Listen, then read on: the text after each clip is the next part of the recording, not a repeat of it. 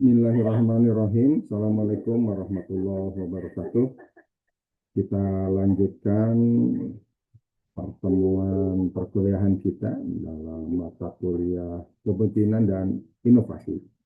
Kali ini kita akan belajar tentang bagaimana konsep atau desain berpikir yang berorientasi pada kepemimpinan berbasis manusia atau istilahnya design thinking and human centered leadership, kepemimpinan berbasis manusia.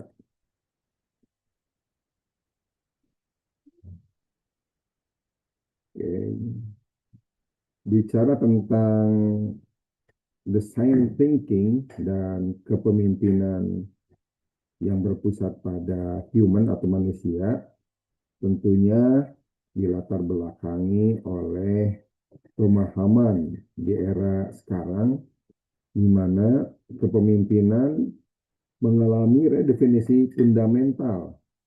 Dulu ada era komando dan kontrol tradisional, yang sekarang mulai tergantikan oleh model kepemimpinan yang menuntut adanya empati, adanya regil ataupun kelincahan dan imajinasi. Pemimpin senior saat ini tidak hanya diharapkan mampu mengelola perubahan, tetapi juga memastikan mampu mendorong transformasi yang memiliki makna. Dengan pembelajaran kita kali ini, kita akan bahas mengenai 5 tahap design thinking yang kaitannya dengan praktek kepemimpinan, lalu juga menganalisis peran pemimpin sebagai fasilitator dalam sesi inovasi yang berbasis human-centered design, lalu juga mengidentifikasi dan mengatasi berbagai bias kognitif yang menghambat pengambilan keputusan inovatif, mengevaluasi implementasi design thinking dalam studi kasus yang ada mungkin ya, lalu juga menyusun strategi kepemimpinan yang mengintegrasikan empati dan inovasi dalam organisasi yang dijalani. Oke. Design thinking ini memiliki konsep di mana cara pendekatan pemecahan masalah berpusat pada manusia dengan tentunya menggabungkan empati, kreativitas, dan iterasi untuk memastikan mampu menghasilkan solusi yang inovatif. Pendekatan ini berangkat dari asumsi bahwa inovasi yang terbaik lahir dari pemahaman yang mendalam, depth-in, terhadap kebutuhan, perilaku, dan aspirasi para user. Secara definitif, human-centered leadership adalah model kepemimpinan yang menempatkan manusia sebagai pusat dari setiap keputusan strategis. Model ini menekankan pada pentingnya empati, lalu kemampuan mendengarkan secara aktif, menciptakan lingkungan kolaboratif, sehingga diistilahkan bahwa human-centered system thinking merupakan bagian terintegrasi antara empati dan design thinking itu sendiri dengan wawasan sistemik dari system thinking yang memungkinkan pemimpin mampu memecahkan masalah pada akarnya, bukan mengejar penyelesaian gejalanya. Selanjutnya, bagaimana tahapan design thinking dalam praktek kepemimpinan? Ya. Ada 5 tahapan, dimulai dari empathy, define, ideate, lalu prototype, dan terakhir test. Ini tidak hanya relevan untuk inovasi produk, tetapi juga menjadi kerangka kepemimpinan yang efektif. Dalam prosesnya, empatis ya, ini berkaitan dengan kemampuan memahami kebutuhan manusia di balik segala permasalahan yang muncul. Tahapan pertamanya ini merupakan tahapan yang paling fundamental ya, yang berada dalam design thinking itu, yaitu berupa adanya empati ya. Di mana ini merupakan landasan inovasi yang berpusat manusia yang menuntut pada perendaman emosional, bukan sekadar sebuah observasi terhadap realitas mereka yang terkena berbagai dampak disruption atau perubahan. Ya. Selanjutnya dalam praktek kepemimpinan, tahap empati ini melibatkan observasi partisipatif, lalu wawancara yang mendalam dan pemetaan pengalaman untuk melacak seluruh perjalanan pengguna dari awal sampai akhir. Implikasi bagi pemimpin, ya, dipahami bahwa pemimpin yang efektif dalam tahapan empati adalah pemimpin yang berani meninggalkan meja kerja dan masuk ke area lapangan, ya, sehingga mampu menjadikan ruang yang terbuka atau lapangan itu sumber inspirasi untuk memastikan bentuk empati apa yang bisa menjadi kebijakan dalam berbagai putusan-putusannya. Selanjutnya merumuskan masalah dengan tepat, define, ya. Tahap define ini merupakan proses sintesis data empatik, ya, berupa pernyataan masalah yang terfokus dan dapat ditindaklanjuti berupa identifikasi pola, ya, dari berbagai wawasan yang terkumpul, memisahkan gejala dari akar masalahnya, dan merumuskan point of view yang mencakup kebutuhan pengguna dan insight-nya. Sehingga implikasinya dipahami bahwa kepemimpinan yang baik tidak selalu tentang memberikan jawaban, tetapi tentang merumuskan pertanyaan yang tepat.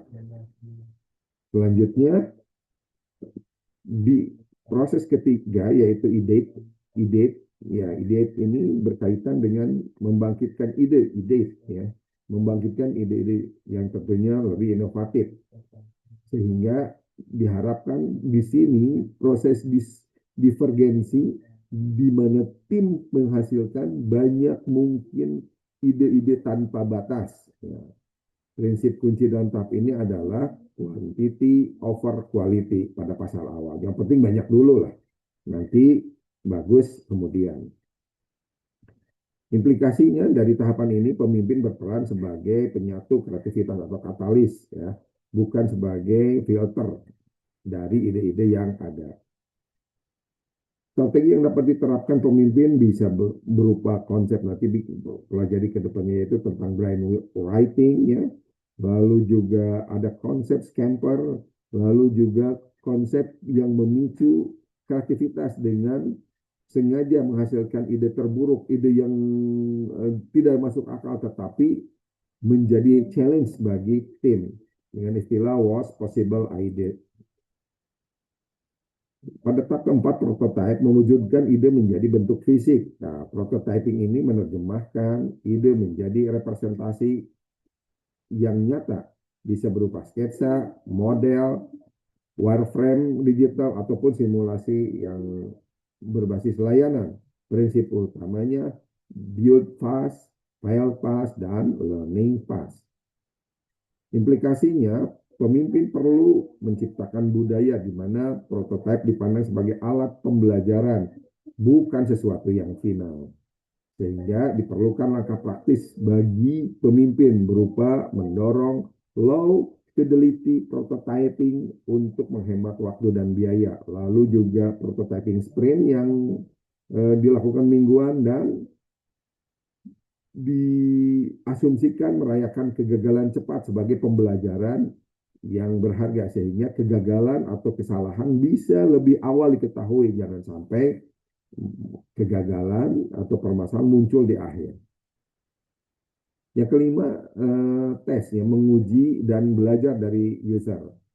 Nah, ini merupakan pengujian prototipe dengan pengguna yang nyata untuk mengumpulkan umpan balik dari pengguna.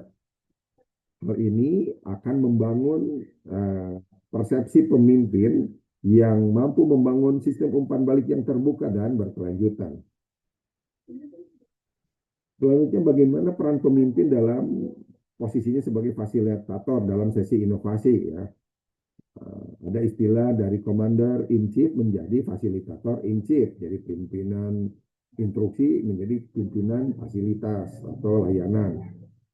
Transformasi kepemimpinan dalam konteks ini menuntut pergeseran fundamental dari pemimpin yang berbasis pemerintah ataupun command and control menjadi pemimpin yang menjadi fasilitator. Dalam studi kasus proyek platform staffing berbasis AI, para pemimpin menggunakan alat seperti customer journey atau service blueprint dan value proposition match untuk memastikan ada panduan keputusan dalam lintas tim. Selanjutnya, strategi fasilitas yang efektif dilihat dari active listening, psikologi safety, lalu struktur divergensi, dan visual visualization, juga inclusive participation, di mana di sini program pengembangan kepemimpinan dideskripsikan sebagai kemampuan mendengar, memahami, bukan hanya merespon, lalu juga menciptakan ruang yang aman untuk melakukan eksperimen dan membuat fail atau kesalahan dalam bereksperimen. Lalu juga memandu tim untuk berpikir luas sebelum menyempit. Selanjutnya, menggunakan alat visual untuk mensintesis berbagai ide-ide yang kompleks dan memastikan semua suara didengar, terutama yang minoritas. Dalam hal code design workshop, di sini kita lihat dalam studi kasus, ya, code design workshop berfungsi sebagai ruang dinamis untuk berkolaborasi, bukan hanya sekedar pertemuan formal. Desainer, pengembang, dan perwakilan bisnis bekerja sama dalam lingkungan digital, seperti misalnya Figma ataupun Miro yang menguji konsep dari berbagai wawasan. Keterbukaan ini membangun trust, ya, dan safety psikologis, sehingga memungkinkan peserta mampu mengekspresikan ide secara bebas dan menantang asumsi yang ada. Konflik berubah menjadi peluang dan tentunya berkaitan dengan pemecahan masalah-masalah secara kreatif. Lalu bagaimana semua pengambilan keputusan inovatif ini bisa memiliki bias, ya? Kita lihat mengapa bias kognitif menjadi hambatan inovasi. Di sini inovasi secara inherent dibaca tidak tepat atau kacau, tidak pasti dan menantang. Untuk menavigasi atau mengarahkan kompleksitas ini, otak akan mengandalkan jalan pintas kognitif, heuristik, untuk menghemat waktu dan energi. Sehingga jalan pintas berguna untuk menghindari bahaya langsung dari keputusan rutin. Mereka menjadi hambatan internal, terutama berkaitan dengan mencoba untuk menghasilkan dan mengevaluasi ide-ide yang benar-benar baru. Ada 3 bias kognitif dalam inovasi yang paling utama. Yang pertama, anchoring bias atau tirani angka pertama. Ini terjadi ketika seseorang terlalu bergantung pada informan pertama yang ditawarkan dalam membuat keputusan. Sementara yang kedua, confirmation bias, kecenderungan untuk mencari, menafsirkan, mendukung, dan mengingat informasi yang mengkonfirmasi keyakinan atau nilai yang sudah ada sebelumnya. Pokoknya dulu juga begini, pokoknya, nah gitu ya. Lalu status quo bias, ya. Ini preferensi terhadap keadaan saat ini. Setiap perubahan dari garis dasar dipersepsikan sebagai sebuah gangguan atau kerugian, dan rasa sakit dari potensi kerugian yang lebih besar daripada potensi keuntungan yang dicanangkan. Gitu. Dalam inovasi, bias ini menyebabkan tim untuk bertahan atau mempertahankan proses yang usang dan menolak ide-ide yang terlalu berbeda dari apa yang sudah dilakukan sebelumnya. Selanjutnya, bagaimana praktis dalam konteks human-centered system thinking, ya, secara sistem dalam berpikir yang berpusat manusia.